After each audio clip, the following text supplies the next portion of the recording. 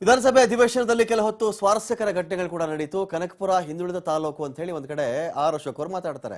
ತುಂಬಾ ಹಿಂದುಳಿದಿರ್ತಕ್ಕಂಥ ತಾಲೂಕು ಆಗ್ಬಿಟ್ಟಿದೆ ಕನಕಪುರ ಅಂತ ಹೇಳಿ ಅಶೋಕ್ ಅವರು ಒಂದು ಕಡೆ ಮಾತಾಡ್ತಾರೆ.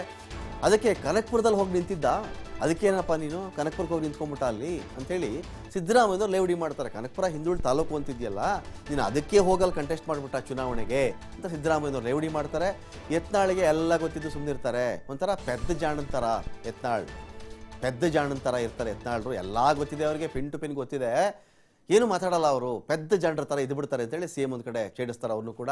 ಇದೇ ವೇಳೆ ನಾವು ಎರಡನೇ ದರ್ಜೆ ನಾಗರಿಕರ ಸ್ವಾಮಿ, ಎರಡನೇ ದರ್ಜೆ ನಾಗರಿಕರಾಗ್ಬಿಟ್ಟಿದ್ದೀವಿ ಅಂತ ಬಸವನಗೌಡ ಪಾಟೀಲ್ ಯತ್ನಾಳರು ಕೂಡ ಹೇಳ್ತಾರೆ. ನಾನು ಸಿ ಎಂ ಹತ್ರ ಅಭಿವೃದ್ಧಿಯ ಎಲ್ಲ ವಿಷಯವನ್ನು ಕೂಡ ಕೇಳಿದ್ದೇನೆ ಅಂತ ಯತ್ನಾಳರು ಮಾತಾಡ್ತಾರೆ. ಇದೇ ವೇಳೆ ಮಧ್ಯಪ್ರವೇಶ ಮಾಡಿ ಹಿಂದೆ ನಡೆದಂಥ ಡೀಲ್ ಬಗ್ಗೆ ಸ್ವಲ್ಪ ಹೇಳ್ತೀರಾ ಅಂತ ಡಿ ಕೆ ಶಿವಕುಮಾರ್ ಕೇಳ್ತಾರೆ. ಅದೇನೋ ಡೀಲ್ಗಳಾಗಿತ್ತಂತಲ್ಲ ನಿಮ್ಮಲ್ಲಿ, ಸ್ವಲ್ಪ ಹೇಳ್ತೀರಾ ಅಂತ ಡಿ ಕೆ ಶಿ ಅವ್ರು ಕೇಳ್ತಾರೆ.